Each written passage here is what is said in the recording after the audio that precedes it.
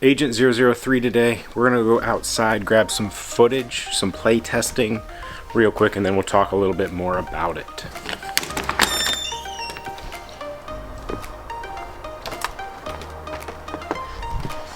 You gotta come too, huh? Come on, let's go. That's cut off.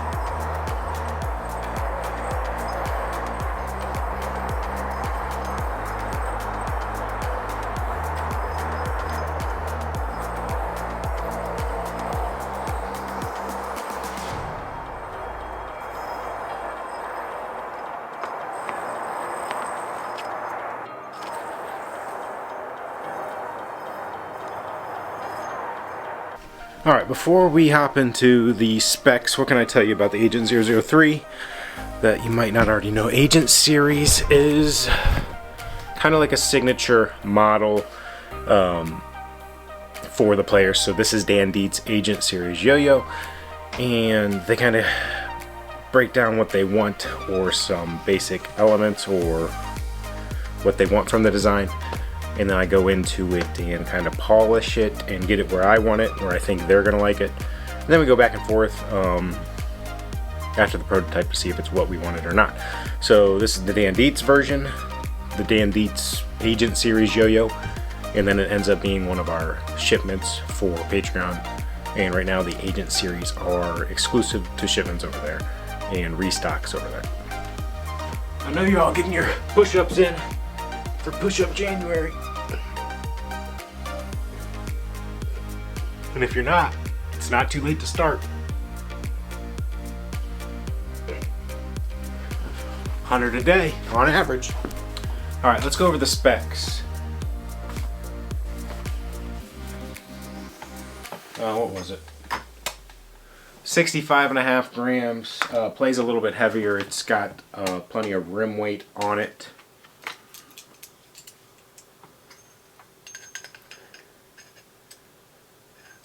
.46 millimeters wide, 56.35 millimeters in diameter. This has got the Boss Ripper bearing in it and G20 pads. 10 millimeter axle.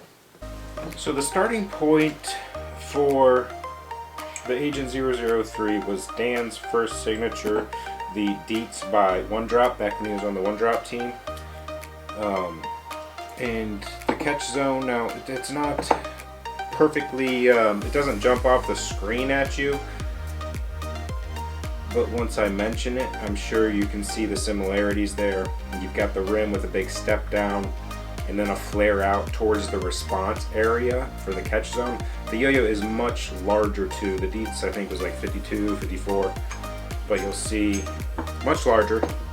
And then when you look at the catch zone, we kind of took some of the similarities here. We got a little flat hub for the axle, a little groove kind of where you got to step out on that smaller yo-yo, and a big undercut for your IRG.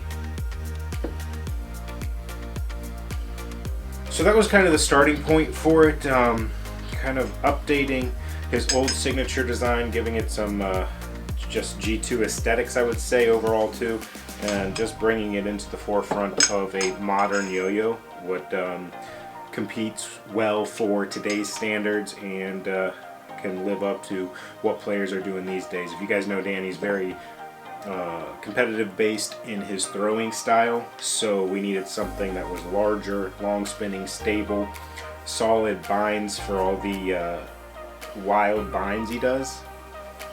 That's why we went with those G20 pads. Now that kind of sums up what the design process here. Now this is the original prototype. I've talked to Dan. He's going to put it through some more testing exclusively this week, but we've talked about adjusting these grooves that are down towards the catch zone. Whether we add a few more and move them up the catch zone or widen them out a little bit is to be determined. And then overall, I talked to him on this edge on the IRG. It's not sharp to touch, but it is very pronounced, I guess. So I kind of like it overall, but I want to see what he feels about it. He's the one that's got to use it all the time. As far as it fits into the G2 lineup, it's kind of Banshee-esque on the shaping, but with more of a step down from the rim, that big step down. Obviously, it doesn't have the Banshee spike. Just very pleasing overall. The aesthetics of it, a nice looking cup, comfortable in the hand. It's wider than any of the Banshees when I reference it to the Banshees. So this is already all the way out to 46. I kind of like this as the sweet spot right now for modern yo-yoing. Once you push out to that 48-50, it doesn't feel comfortable to me yet. It's still a bit awkward, but 46 kind of seems like the sweet spot as well to the competitive players I've talked to. After the full week of play testing, we'll have a better idea on what he thinks about the weighting overall, and then that'll give us direction on if we want to make any updates or changes. We've given away a few of these over on the Patreon page. We did one for the Skin the Gerbil remix contest. I think I have 4 of these left. We're going to sell them as a lottery on the Patreon page. But yeah, that's a first look at the Agent 003 prototype.